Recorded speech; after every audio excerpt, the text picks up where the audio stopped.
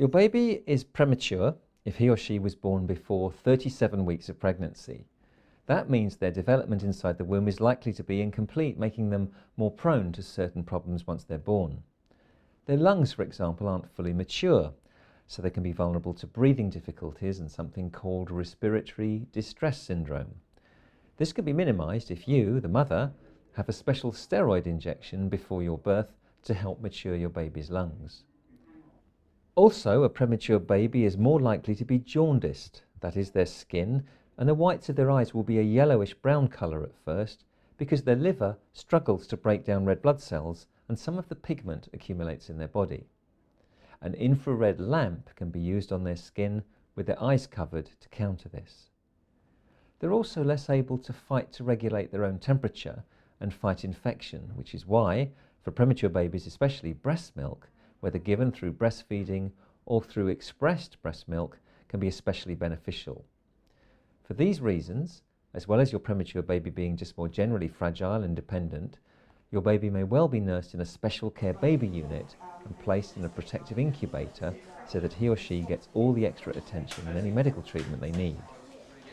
About 10% of all babies born in the UK are born prematurely, so if your baby does have to be looked after in special care, they certainly won't be alone. From time to time, premature babies may be given donated breast milk, but their first choice should always be their mother's breast milk because it can be given fresh to your baby. One disadvantage with donor milk is because it's pasteurized, cells that would normally fight infection have been destroyed. Your preterm milk also has the advantage of containing even more of those antibodies that fight infection more than the milk of mums who have their babies at term.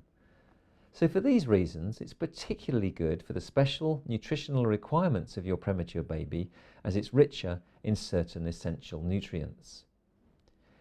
Having a newborn baby to look after is a challenging and responsible time for any parent, but when your baby is premature and when they're in an enclosed incubator surrounded by tubes, wires, bandages and other mysterious bleeping machinery, it can be especially so.